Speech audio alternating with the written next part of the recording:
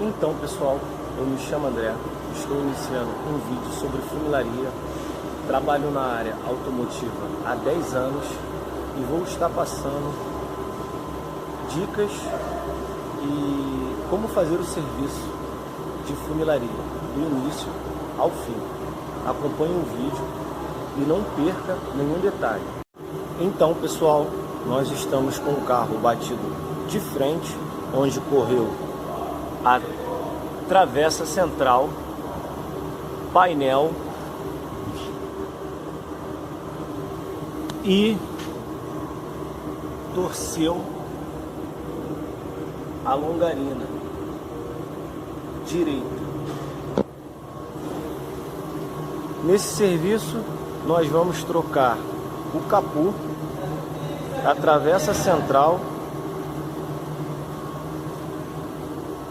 o paralama e vamos recuperar o painel dianteiro e a longarina.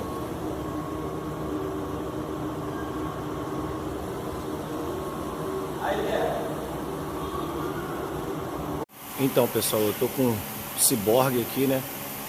Vou pôr na posição para poder esticar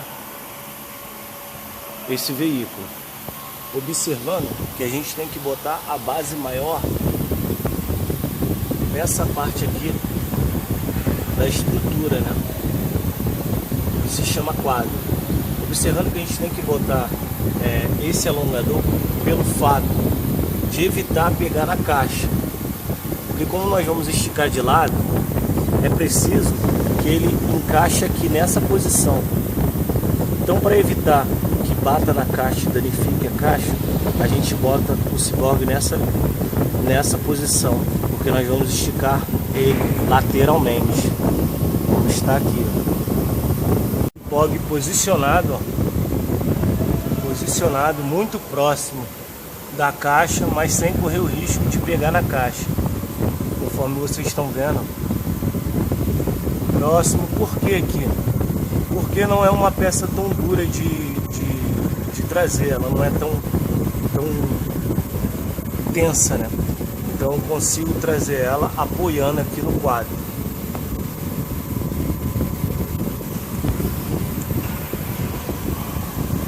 Cyborg posicionado, essa é a posição correta para trazer a peça. Você tem que trazer ela da mesma forma que ela sofreu dano. Então se ela correu para cá, nós temos que trazer ela para lá. Lembrando que o Cyborg ele tem que estar exatamente na mesma direção que a peça que você vai esticar, porque se você bota muito em cima, ele estica para cima, e se você bota muito para baixo, ele estica de lado jogando para baixo. Então você tem que estar sempre paralelo. Essa é a forma correta de você estar esticando esse primeiro processo. E lembrando que toda vez que você estiver esticando, você tem que ter o máximo de atenção. Você não pode sair esticando a peça de qualquer jeito. Você tem que vir trazendo e sempre observando o que está fazendo, para não danificar alguma peça que não precise ser esticada. Sempre que você estiver esticando, você tem que ir olhando para ver se não está afetando ou se você não está esticando demais, porque senão você acaba danificando a peça que não precisa vir. Você vai esticando e sempre olhando para saber se ela está voltando. Tá vendo como é que já voltou bastante? Aqui isso acontece porque esses carros eles são feitos justamente para isso, né? Hoje em dia essas peças elas são muito flexíveis, justamente para que o impacto ocorra todo na frente e não no motorista. Ela absorve, na verdade, né, a pancada. Então conforme você vai esticando, você consegue ir trazendo e sem danificar a estrutura que não precisa ser mexida. Então pessoal, já estiquei embaixo e agora eu estou esticando em cima. Por quê? Porque conforme a batida bateu, ela pegou embaixo e pegou em cima. Então o painel ele correu também. E todo o painel de carro, né? Toda a frente ela é esquadrejada, como a traseira também, mas a frente ela é esquadrejada, né? Porque senão um farol não encaixa exatamente como o outro. E aqui vocês conseguem ver que eu estou esticando ele em diagonal. Por quê? Porque a batida foi diagonal, então empurrou o painel para o lado esquerdo. E todo carro ele precisa ser esquadrejado, não adianta. Se você não botar ele no esquadro, se você não botar o painel no esquadro e se você não botar a travessa central na medida correta, que é no esquadro também, o carro não vai bater o alinhamento. Aqui nós temos a régua telescópica. Essa aqui é uma régua que eu fiz, mas tem uma régua que é pronta, né? Uma régua que é feita, que foi feita para isso. Só que nem em todos os casos ela consegue me dar a precisão correta, porque ela tem uns tubos cônicos que muitas vezes não bate no furo, ou então eu não consigo pegar na peça que eu estou esticando. Então eu fiz essa peça aqui, essa régua aqui, que é para poder estar esquadrejando esse carro. Essa medida aqui precisa bater exatamente como essa. Como foi aqui que bateu, então eu tiro uma daqui para ir referente a esse lado, até que ambas as duas estejam batendo na mesma posição. Uma não pode ficar nem muito para cá e nem muito para lá. Elas têm que bater exatamente. Elas têm que ser exata medida. Ó. Então, essa aqui é a régua, tá vendo? Ela é justamente para esquadrejar. Ela tem sempre que estar paralelo com o furo que você vai utilizar. Que no caso aqui eu estou utilizando o furo do farol, porque ele pegou em cima do painel onde tem o farol. E agora vocês conseguem observar, ó, que eu vou botar do outro lado, que é para bater o esquadro. E olha o que acontece. Ele passou até um pouco, ou seja, ficou até melhor. O que eu faço agora? Agora eu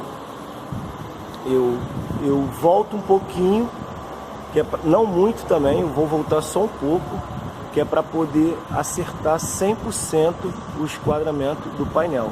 Ou seja, agora eu sei que o painel está esquadrejado. Eu uso tanto esse furo, quanto vou utilizar esse também. Por quê? Porque aqui é onde pega o para-choque. E aqui é onde pega o farol, que são duas peças importantes, né? Que é de alinhamento. Então eu uso esse ponto aqui e vou usar esse também. Eu esquadrejei aqui, vou voltar um pouquinho esse painel. E depois eu tiro o esquadro daqui e daqui.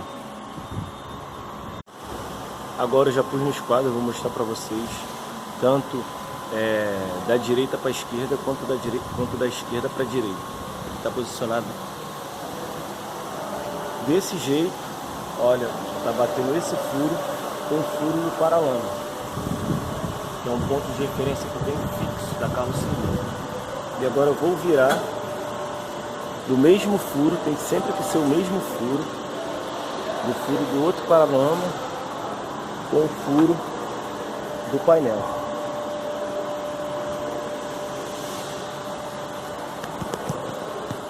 E olha como ficou. Ou seja, agora eu sei que esse carro está esquadrejado. E aí eu tiro uma outra referência, que é como eu tinha falado no vídeo anterior. Esse ponto aqui com esse ponto aqui. Então agora, né, eu estou utilizando a referência, esquadrejando referente ao para-choque. Por que duas medidas? Para me ter certeza absoluta que esse carro está 100% no esquadro. Eu tiro essa medida da esquerda para a direita e agora eu vou inverter da direita para a esquerda. E olha como é que funciona. Olha como é que bate certo. Tá vendo? É essa posição que precisa estar. Tá vendo? Ele está 100% alinhado o painel. Não está nem muito para cá e nem muito para lá. Agora eu sei que essa fechadura está centralizada. Então, agora para me ter certeza absoluta, eu tiro mais um ponto de referência. Ó. Que isso aqui é chamado ponto de referência, né? Ou furo tecnológico, é onde a gente bota a medida para saber se o carro está 100% alinhado. Então a gente bota na medida no lado direito e bota a mesma medida no lado esquerdo. E ele tem que bater exatamente igual. Ele não pode bater muito para lá nem muito para cá. Claro que tem sempre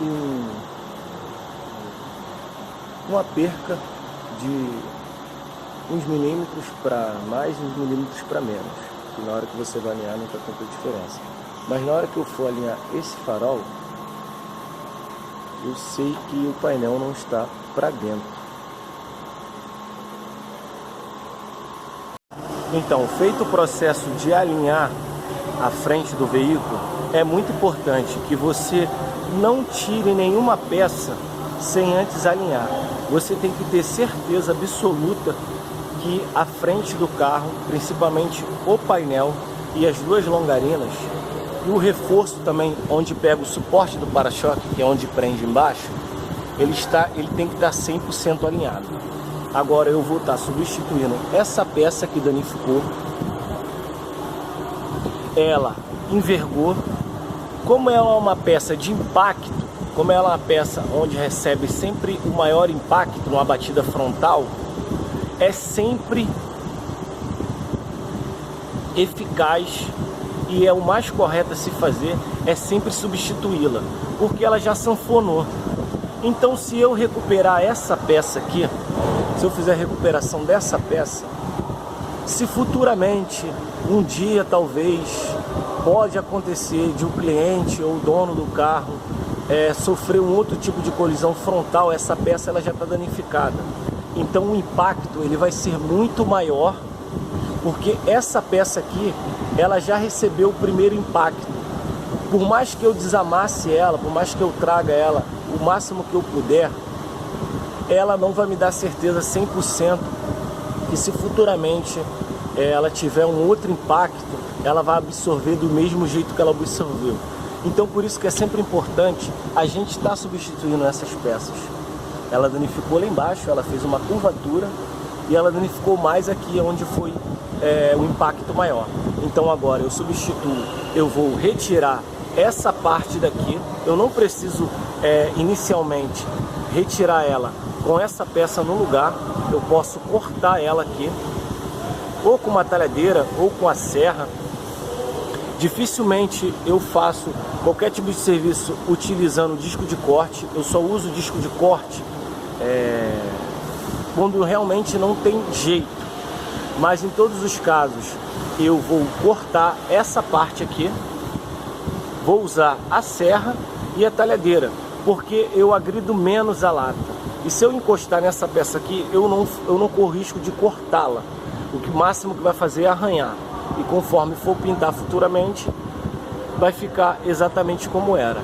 Referente aos pontos, eu vou descravar esses pontos aqui e vou fazer a marcação aqui. Por mais que eu saiba que já tem a marcação, conforme eu vou tirar aqui, vocês vão ver, mas é sempre bom usar uma talhadeira ou um riscador para que você possa marcar a peça. E você vai pegar outra exatamente como está aqui e botar na posição. Possa ser que a peça nova fique uns milímetros para cá, uns milímetros para lá, né? Uns milímetros para a direita, uns milímetros para a esquerda, uns milímetros para cima, uns milímetros para baixo, não tem tanto problema. Ela não pode estar com 5 ou mais de 5 milímetros, nem para baixo, nem para cima, nem para a direita, nem para a esquerda. Eu vou tá substituindo essa peça agora. Quando eu retirar, eu vou mostrar para vocês como é que ficou. Removido a peça, conforme vocês conseguem ver, ó, a peça está ali. Agora eu só tenho as referências, que é para mim poder casar outra peça. Lembrando, pessoal, que é extremamente importante você usar sempre os equipamentos de EPI. Você nunca deve fazer o serviço de lanternagem, porque é um serviço muito complexo, onde você acaba se machucando muito se você não usar os equipamentos corretos, né? Aqui a luva, eu usei uma talhadeira A talhadeira, que é importantíssima, ela tem sempre que estar bem amolada. Se ela não tiver amolada, você vai ter muito trabalho para poder retirar a peça. E utilizei o martelo de bola, que também é um martelo. E quanto mais resistência tiver a lata, maior você vai ter que usar um martelo mais pesado no caso. E observando, que eu vejo muita gente fazer, que o martelo, as pessoas seguram muito aqui no martelo. E quando você não segura o martelo na posição correta, você acaba utilizando uma força desnecessária. O martelo, ele sempre vai ser feito. Eu vejo muito vídeo, né, de pessoas que trabalham na funilaria, né, assim como eu, que elas utilizam muito o martelo de forma correta. Elas vão substituir, por exemplo, elas vão arrancar esse pedaço aqui, elas utilizam o martelo desse jeito. Tá errado. O martelo se utiliza dessa maneira. Você segura na cabeça, na ponta do martelo, que é onde você vai desferir menos força e mais precisão. E assim você consegue fazer um serviço mais rápido, com segurança e com qualidade. Porque quanto menos força você colocar, melhor o seu trabalho vai ficar. Porque a funilaria, como em qualquer outra coisa na vida, ela é jeito, não força. Você não usa força, você usa o jeito de se trabalhar, a forma correta. É possível que quando você estiver trabalhando, você acabe usando o martelo de uma forma incorreta, né? Da forma errada. Porque isso é extremamente normal. Porque conforme você está trabalhando, você está ali, né, atento ao serviço, você acaba ficando disperso com algumas coisas. E uma delas é a forma como você segura o martelo. Então toda vez que você estiver segurando o martelo de uma forma errada, quando você estiver segurando ele aqui, você tem sempre que estar procurando se corrigir, porque senão você vai sempre estar trabalhando da forma errada. Aqui, ó, eu já fiz a marcação com riscador, e agora eu vou usar a furadeira. Eu costumo muito usar a furadeira elétrica, né? Porque a pneumática, ela é um pouco complicada. Você tem que exercer um pouco mais de força, né? Porque é ferro com ferro. Isso aqui são pontos de solda de ferro. E isso aqui, com ela, né, eu consigo trabalhar melhor. Ela tem um bico diferenciado. Eu não utilizo ela com um bico que vem de fábrica, que vem na própria broca, feita para isso, que é a broca de metal. Eu utilizo o bico desta maneira, porque eu consigo obter uma escariação melhor. Mas isso, pessoal, é uma coisa que depende muito de cada profissional. Cada profissional trabalha de uma maneira. Eu procuro sempre trabalhar da melhor maneira possível. Então eu procuro fazer o que eu acho que é sempre o melhor para mim. Mas nem sempre o melhor para mim vai ser o melhor para outros profissionais. Cada um trabalha de acordo com o que acha correto. Então eu vou estar escariando os pontos com essa furadeira e com essa broca. É uma broca que é um pouco maior que o furo, para justamente eu não ter tanto trabalho na hora de estar retirando. O certo seria usar uma broca aí de 5 a 6 milímetros. Só que eu uso uma de 7 a 8, onde eu consigo obter uma melhor retirada da peça que está soldada original de fábrica. Tem esse tipo de broca, esse tipo aqui de broca, que é uma broca de metal, mas que eu afinei de uma forma diferente. Eu amolhei de uma forma diferente. E tem a broca que vem original de fábrica, da fabricação, que eu dificilmente utilizo, porque assim, eu acho que me dá mais trabalho, porque ela não escareia o ponto todo, ela escareia só o centro do ponto. E com isso, depois as bordas, elas ficam com um pedaço, elas ficam soldadas. Então, você tem que retirar o restante na talhadeira. E muitas das vezes você acaba rasgando a lata. Então, pessoal, uma coisa que eu digo, né? É sempre importante, é muito importante você usar tudo que você usa. Independente do que você fazer na área de filmagem. Então, você com a broca que a gente fica usando. Eu acabei de amolar ela agora. Eu utilizo rolote e o disco da rolote de fora. Claro.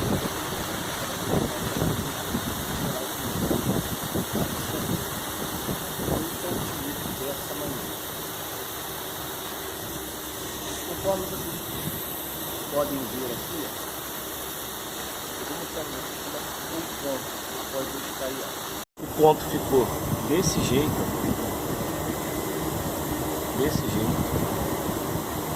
ele é totalmente diferente do ponto que é feito com a broca original de faca. Agora eu vou estar fazendo outro furo aqui, para que vocês vejam como é que funciona. Sempre centralizando o ponto. Ó.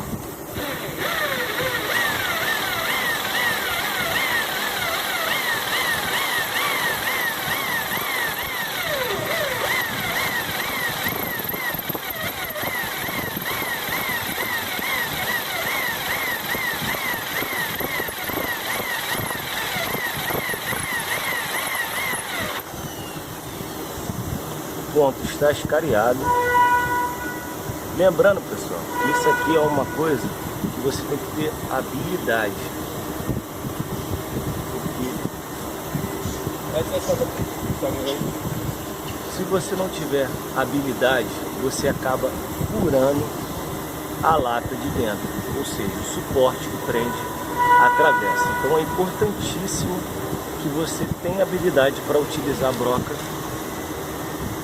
desta forma. Claro que do outro jeito, ela também corre risco de você rasgar a lata, você perfurar a lata, que você não tem necessidade de fazer o furo. Lembrando que é extremamente difícil amolar a broca desse jeito. Eu costumo dizer que se você quer saber se o lanterneiro é um bom lanterneiro, um bom funileiro, ele tem que amolar, ele no caso, né, a pessoa, ela tem que saber amolar a broca. Porque se ela não souber amolar a broca desse jeito aqui,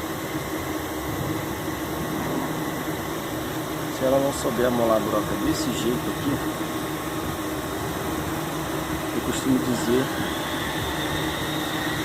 que esse lanterneiro não é tão bom. Mas isso é uma tese minha. Claro que cada um trabalha da sua maneira. Como vocês podem ver, ó, escariei todos os pontos dessa maneira.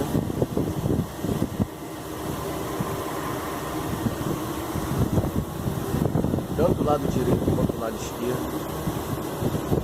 Tá marcado, tá vendo? A marcação do lado.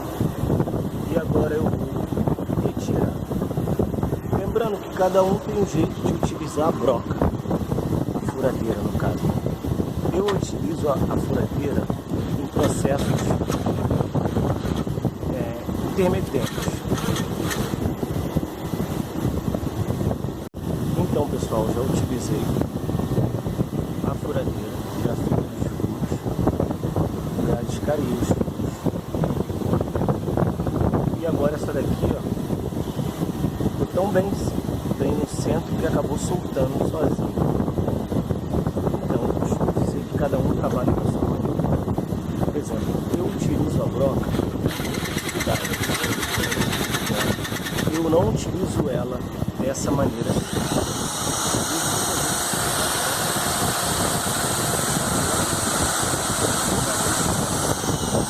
Eu vou gradativamente.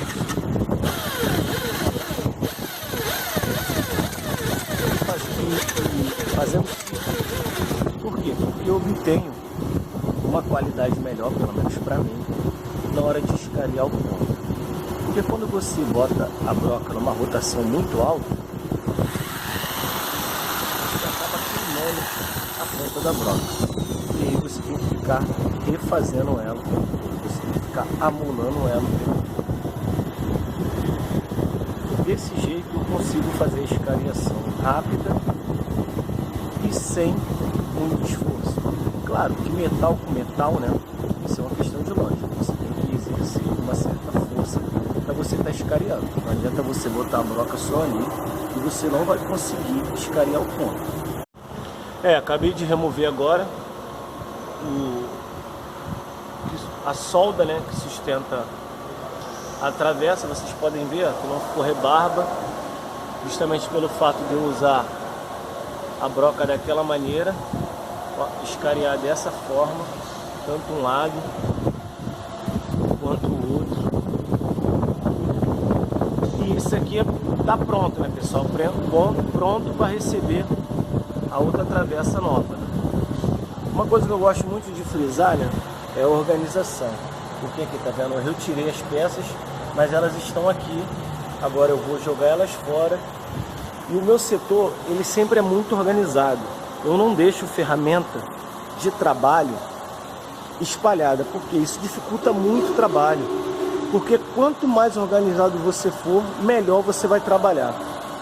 Não adianta você largar as ferramentas, você deixar tudo jogado, tudo sujo, tudo largado de qualquer jeito. Por exemplo, aqui, as minhas ferramentas aqui, elas são organizadas, as ferramentas que eu vou usar. Eu procuro sempre estar fazendo isso. Por quê? Porque isso me ganha muito tempo. Porque no meio da bagunça você não acha nada. Se você não guarda uma coisa e não põe no lugar, você acaba depois não sabendo mais o que está fazendo. E eu, como profissional, né, da área já há 10 anos, eu obtive essa forma de trabalho. Para muitas pessoas, possa ser que seja muito difícil, que elas não queiram fazer, mas isso aí facilita muito a tua vida. Eu sou um cara extremamente organizado, eu procuro sempre usar os EPIs, porque é muito importante que você use os EPIs. Porque quanto mais você usa o EPI, menos risco de você se machucar você tem. De entrar uma fagulha na vista, de você se cortar, de você de repente estar soldando e se queimar. Então, pessoal, vou continuar com o vídeo, mas queria deixar esse alerta aí. Sempre usem os EPIs. Eu estou sem EPI agora porque eu não estou trabalhando, né? Mas toda vez que eu uso EPI, eu me sinto muito confiante para fazer um serviço. Por quê? Eu sei que a probabilidade de eu me machucar, ela é muito rara. E mesmo você usando EPI, você corre o risco de se machucar. Então aqui, ó, o carro está aqui, já troquei, meu setor está totalmente organizado. Agora eu vou guardar a ferramenta que eu não estou utilizando nesse momento, que no caso é a furadeira, e vou continuar o serviço. Posicionei a travessa, né? Agora qual é o próximo passo, né? É eu abrir uma janela aqui nessa caixa de roda. Vou abrir uma janela aqui, ó. Vou abrir uma janela aqui para poder estar rebatendo esse amassado aqui.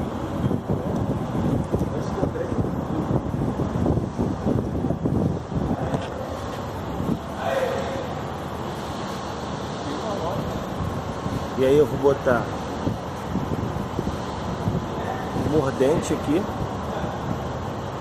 nessa parte aqui e vou tensionar só um pouco para quando eu bater ali ela não fechar muito, ela não correr junto.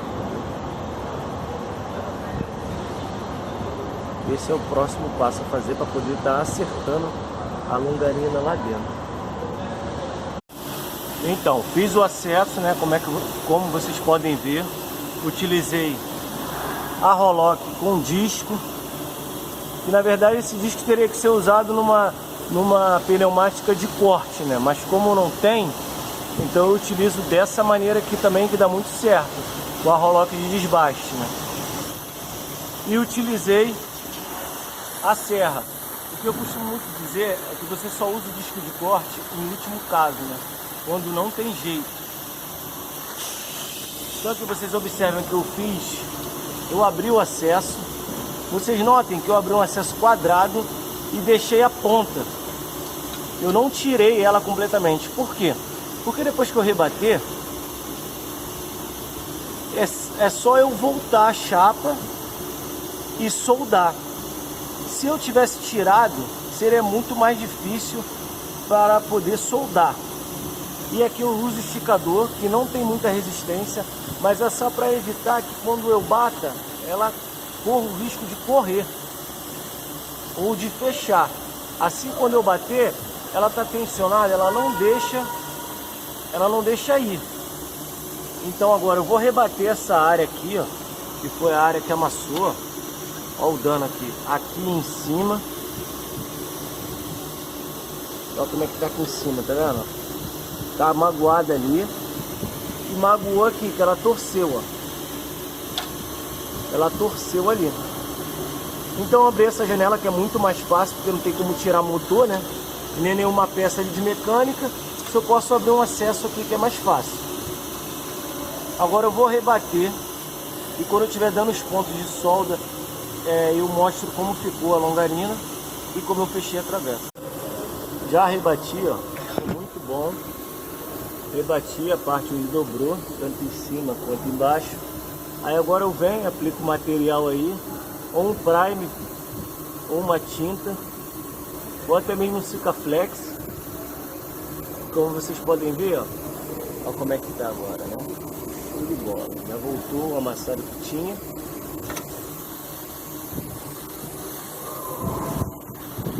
Aqui também, ó, já não existe mais amassado, ela já voltou pro lugar.